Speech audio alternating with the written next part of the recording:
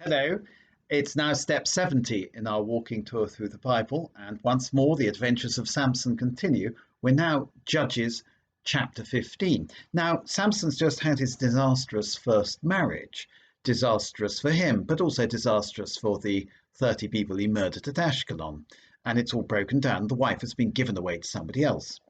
But then, of course, he is a teenager and he's wayward and he keeps on changing his mind. He doesn't know what he wants. So he turns up at the Timnite's house, at his father-in-law's house, said, "I've come to see my wife," bringing a kid. Presumably that's some sort of peace offering or present for the house.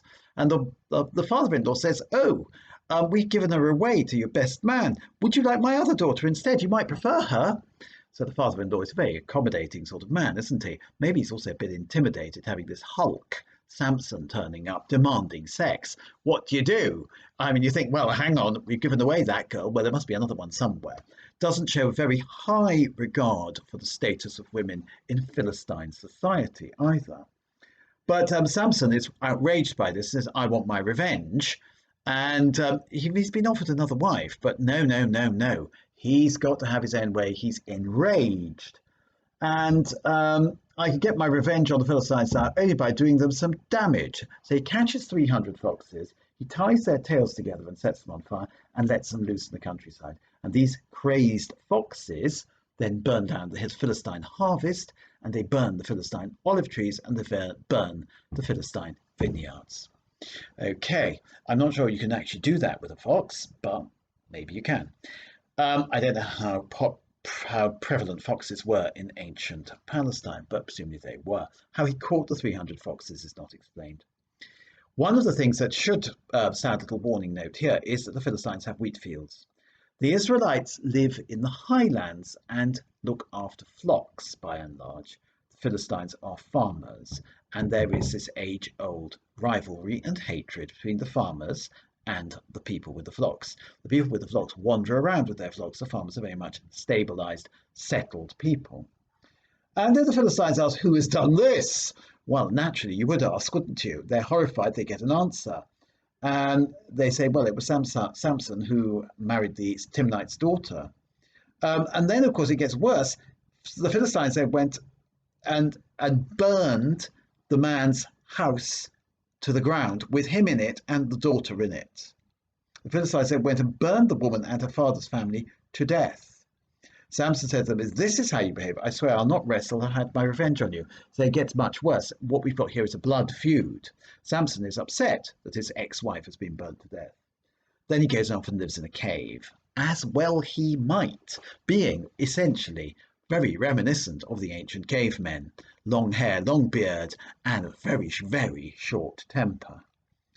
Then, of course, the Philistines invade, and they ask for Samson to be handed over. They want their revenge. The Judahites come out and say to Samson, "We're handing you over." He said, "Okay, promise not to kill me." They tie him up and they hand him over. But as he was approaching Lehi, that's a place name, and the Philistines came running towards him with triumphant shouts, the Spirit of the Lord was on him.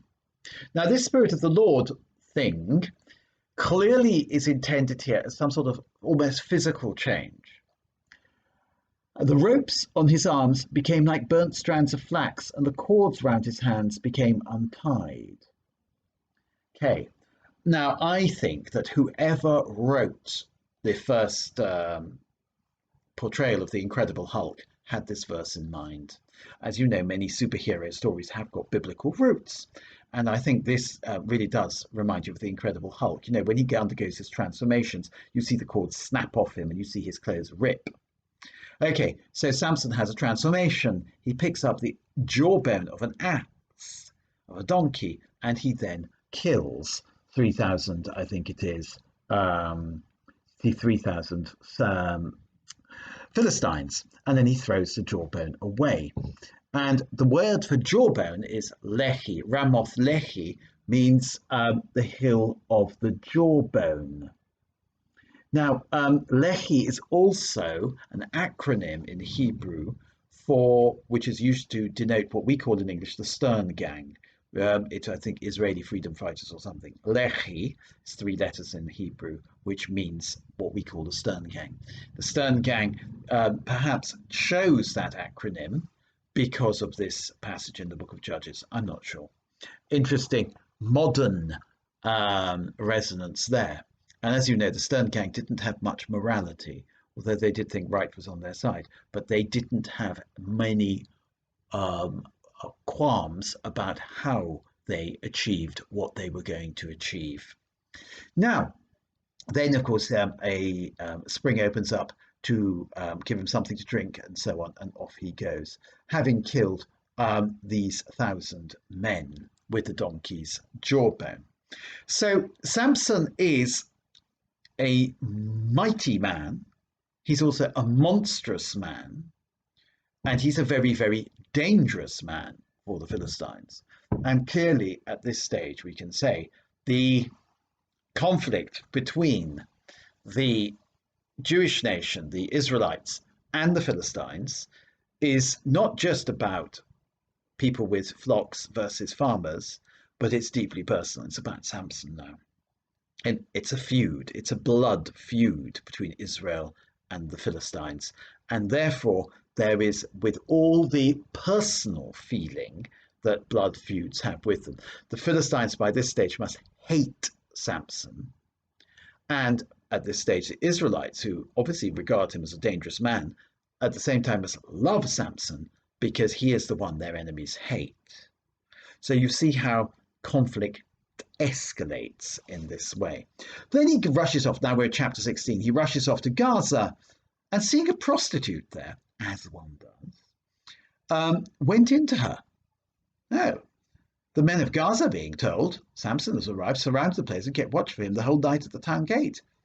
As once again, as with Rahab, the prostitute lives by the town gate.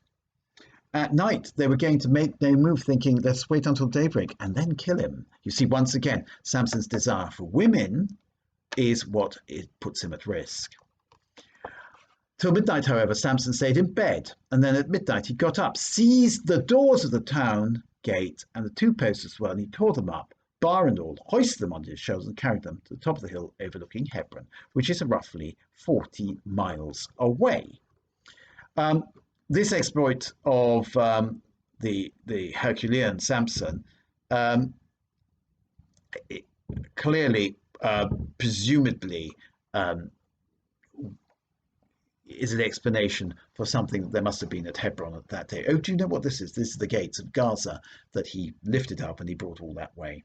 So again, he does something superhuman, which is most astonishing. But notice this, as I say, he's got no moral qualities at all. They went to Gaza and seeing a prostitute there, went into her. Just takes up with a prostitute just like that. So he's a very bad man. He's a very unadmirable man. And he is the one who has ratcheted up this blood feud between the Israelites and the Philistines. I really can't find anything decent to say about Samson at this stage. But what a story. All the best then. Bye.